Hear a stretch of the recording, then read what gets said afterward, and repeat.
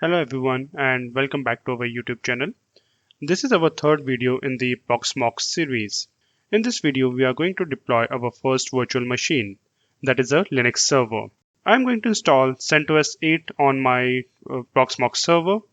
So to begin with the deployment process, we have to log in into the Proxmox console. We will see the data center view. Select the Proxmox node, the local Proxmox server. You see an option for ISO images. Select that. Upload the ISO image. For that, select the file. I have my file here, that is CentOS 8. Then click on upload. Now let's wait for the upload process to complete. I will join you once this process gets complete because it is going to take some time. This is a 11 gig file. So we can see here our upload is approximately 98% completed. It should not take more than a minute.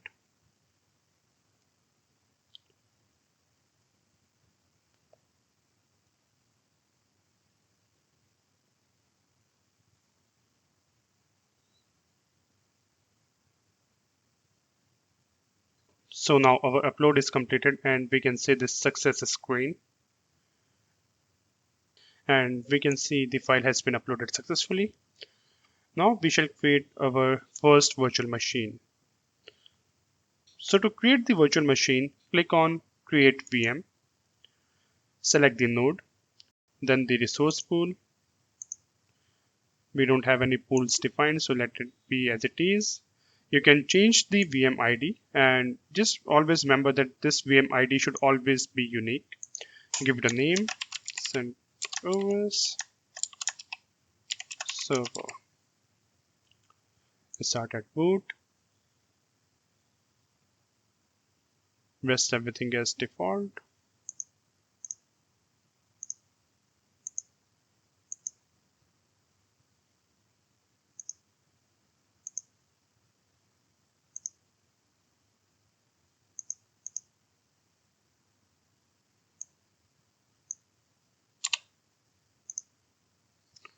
Okay, underscore is not taken as a valid DNS name, so we have to define it as CentOS. Then next.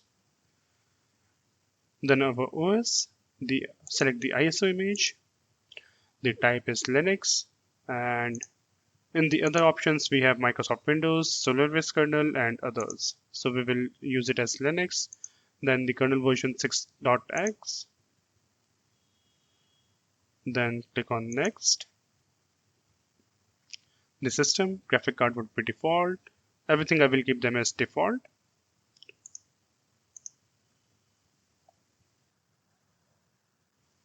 Next.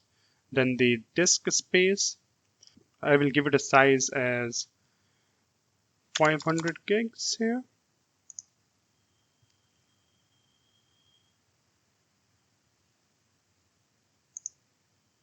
I have only one storage and available capacity is 876 gigs, out of which I am using 500 gigs for this, and the bus device is SCSI, and the read-write limit I'm keeping them as unlimited and default.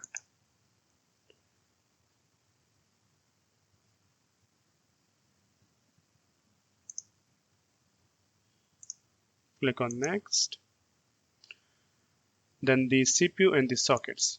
I will keep sockets as 1 and cores as I have total 12 cores available, so I will assign 4 cores to it and 2 sockets per core.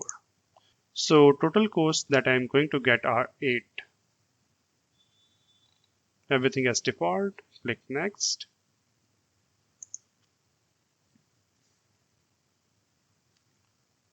Now the memory.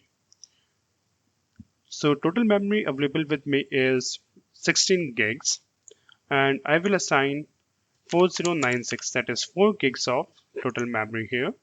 Click on next. Then the network. So I'm going to use my VMBR0. Although I have one more defined interface that is VMBR1, but that I'm not going to use for this virtual machine. Click on next. Confirm. Just one more thing that I would like to show you is the MAC address, that is auto.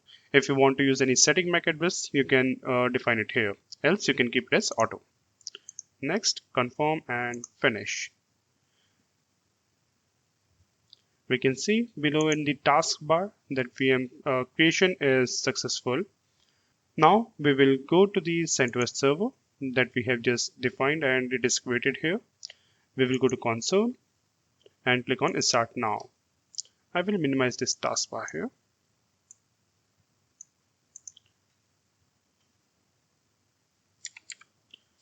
So I for install, T for test. So we will start with the install CentOS Stream 8.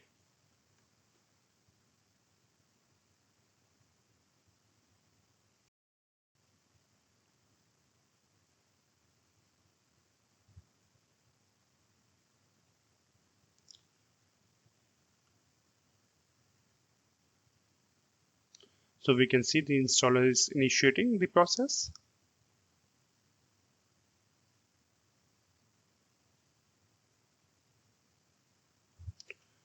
First of all, define the language and the keyboard layout. I will keep it as default, English and English United States. Click on next. Then I can see the keyboard is English US. Installation source is local media. Then installation destination. We need to select the disk. Select it and click on done. The automatic partitioning is selected here. Then the language support is English. So in the software selection, it is selected as server with GUI. I do not want the GUI for the server, so I will select it and I will just click on server. And if you want to add any further components of the server, you can select them here.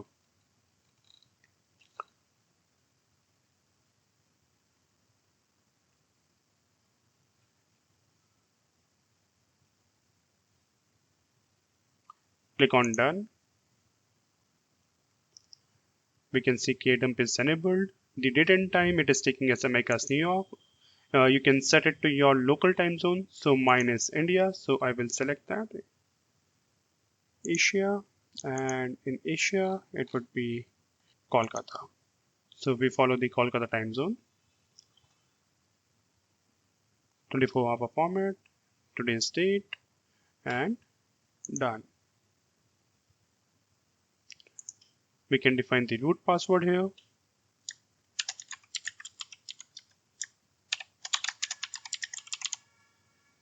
Click on done.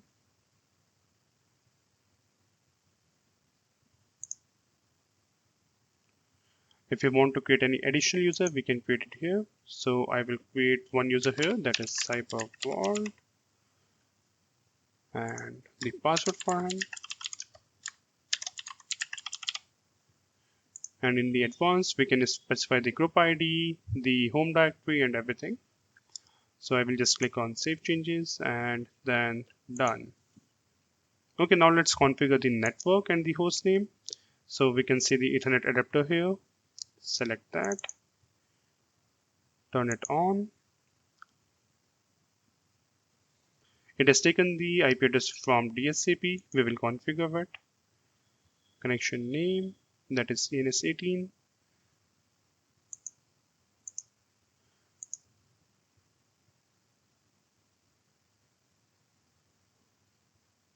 Then IPv4 settings. It's automatic right now. Let's select it to manual. Add the IP address configuration 192.168.1. Let's configure it as 101. Then the netpass 24 192.168.1.1. That is my default gateway. Then DNS server.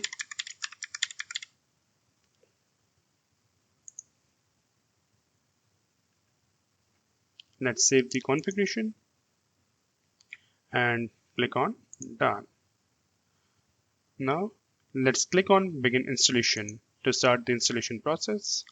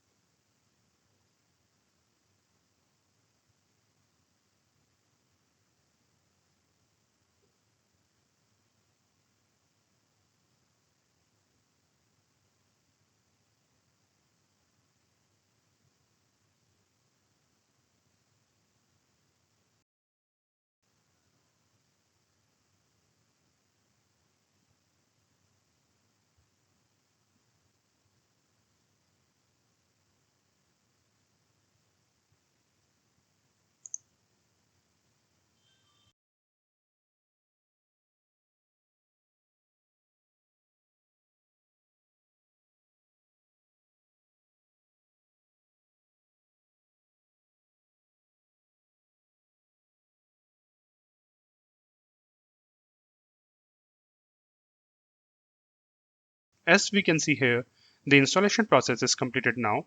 Let's reboot the system and wait for the system to come up.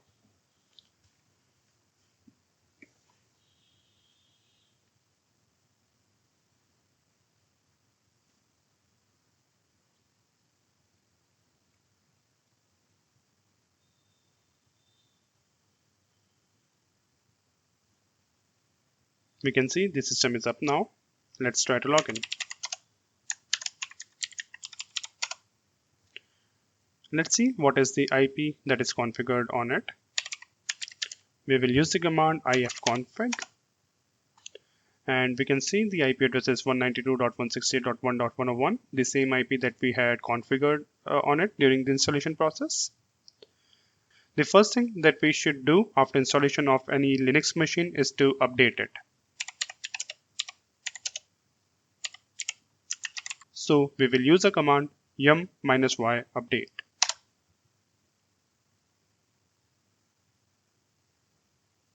So it will first update its repositories and then check for any updates on the packages. If there are any updates, it will update all of them.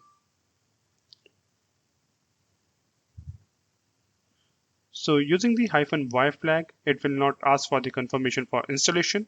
It will directly install the packages. So it's completed. So that's about today's video. I hope you guys enjoyed it and the video was informative for you. If you guys enjoyed watching this, kindly give it a like and share your feedback in the comment section below. Thank you. I will see you in the next one.